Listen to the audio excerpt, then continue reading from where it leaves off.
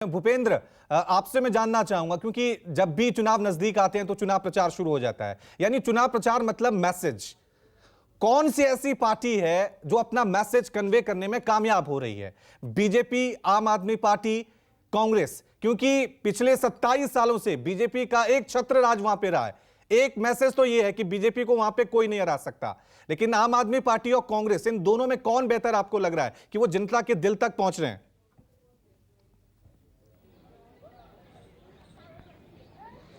देखिए, अभी जैसे कि वरिष्ठ सहयोगी राजीव रंजन जी ने बताया कि चर्चा जो है आम आदमी पार्टी की शुरू हो गई है। पहले यहां पर ऐसा था कि गुजरात में बीजेपी और कांग्रेस के सिवाय तीसरे विकल्प के लिए कोई सोचता भी नहीं था। बहुत सारी पार्टियां बनी।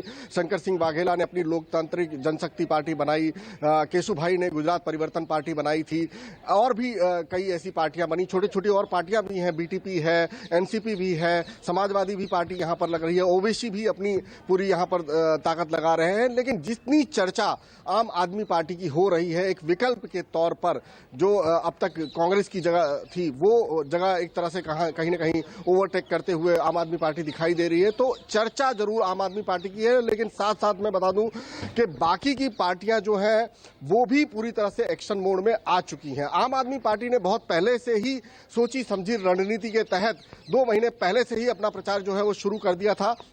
इलेक्शन कमीशन की टीम कुछ दिन पहले ही दौरा करके गई है। उम्मीद की जा रही है कि किसी भी वक्त चुनाव की तारीखों का ऐलान हो सकता है, और इनको देखते हुए अब बीजेपी और कांग्रेस भी पूरी तरह से एक्शन मोड में आ गई है। बीजेपी की अगर मैं बात करूं तो प्रधानमंत्री ने चुनाव न रहते हुए भी, कोई चुनाव नहीं था उसके बावजूद भी, लगभग हर महीने या हर दूसरे महीने गुजरात का दौरा किया है और कोई न कोई सौगात दी है। एक मैसेज कन्वे करने की उन्होंने भी ये कोशिश की है कि वो पहले से ही गुजरात के थे और गुजरात के साथ हैं और गुजरात के साथ रहेंगे। ये प्रधानमंत्री हमेशा बताने की कोशिश करते हैं। और उनका जो पहले एक फॉर्मूला चला था यूपी के अंदर डबल इंजन की सरकार, वही फॉर्मूला, वही संदेश आज भी देने की कोशिश की जा रही है। उन्होंने कई ऐसे प्रोजेक्ट के नाम बताए हैं अपने भाषणों में जो डबल इंजन की सरकार, यानी केंद्र और राज्य में दोनों जगह उनकी सरकार होने से बहुत जल्दी उसको मंजूरी मिल गई, बहुत जल्दी वो आगे बढ़ गए और पूरे हो गए।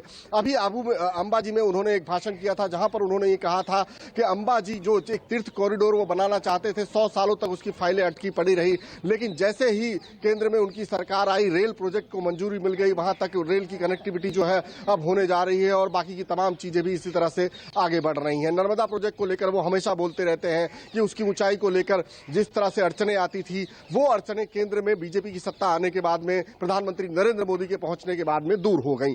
तो एक सीधा संदेश उनका यह जाता है कि अगर केंद्र में बीजेपी की सरकार है और राज्य में भी बीजेपी की सरकार है तो विकास की गति जो है वो बहुत ज्यादा तेज हो जाएगी। किसी भी प्रकार की रुकावट और किसी भी प्रकार की अड़चन नहीं आने वाली है। ये प्रधानमंत्री नरेंद्र मोदी का एक संदेश रहता है। और दूसरा, उनका अपना गुजरात कनेक्शन। वो जब भी आते हैं तमाम गुजरात के चप्पे चप्पे से वाकिफ हैं, जहां भी जाते हैं वहां से जुड़ी हुई कोई ना कोई चीज जो है वो जरूर लोगों से जोड़ते हैं, ऐसे जिक्र करते हैं, भाषणों का जिक्र करते हैं, कामों का जिक्र करते हैं, जिससे लोग को ये विश्वास आ जाए, ये भरोसा रहे जो है उनके पास 27 सालों से लोगों ने दिखाया हुआ है, कि वो भरोसा कायम रखे कि ये हमारे आदमी है, ये अपने आदमी है, ये बाहर से आए हुए नहीं है। एक संदेश ये देने की कोशिश की जाती है कि जो बाहर से आ रहा है उनकी बातों पर आप भरोसा मत कीजिए, जो आपका अपना है उसकी बातों पर भरोसा कीजिए। तो ये बात हो गई बीजेपी की। कांग्रेस जो है वो पहले से ही, जैसा कि इन्होंने बताया कि अपनी आंतरिक कलह से, हार्दिक पटेल के जाने से, अल्पेश ठाकुर के जाने से वो संदेश नहीं दे पाती कि वो खुद ही मजबूत है। तो अब की बार जो है, हालांकि हर बार जब चुनाव आता है तो इस तरह का आना जाना जो है वो कांग्रेस से शुरू हो जाता है। अब की बार भी हालांकि ये सिलसिला हार्दिक पटेल से शुरू हुआ है, आगे कहां तक जाएगा चुनाव नजदीक आएंगे तब पता चलेगा। लेकिन इतना जरूर है कि कांग्रेस पार्टी उस शोर शराबे के साथ, उस जुझारूपन के साथ इस बार के चुनाव में उतरती हुई नहीं दिखाई दे रही है। राहुल गांधी की सभा हुई थी, बहुत अच्छी सभा हुई थी, बहुत सारे लोग आए थे, बूथ लेवल के कार्यकर्ता, 52,000 बूथ उन्होंने, जो जिस तरह से बीजेपी बूथ लेवल के कार्यकर्ता पेज प्रमुख बनाती है उसी तरह से उन्होंने भी शुरू किया है। ठीक, वो अंदरूनी तौर पर काम जरूर कर रही है। उसकी जो युवा मोर्चा इकाई है उसने युवा परिवर्तन यात्रा निकाली थी जो कल ही संपन्न हुई है। इसके अलावा घर घर पहुंचकर वो लोगों से जुड़ने की कोशिश कर रहे हैं, लेकिन उनका जो मीडिया के अंदर या बाकी जगहों पर जो दिखाई देना चाहिए वो नहीं दिख रहा है। लेकिन इतना जरूर है, कांग्रेस शांति से अपने प्रचार में लगी हुई है।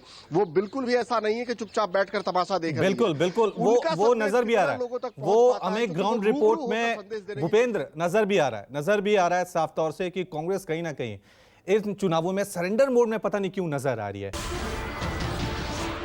नमस्कार, मैं हूं मानक गुप्ता।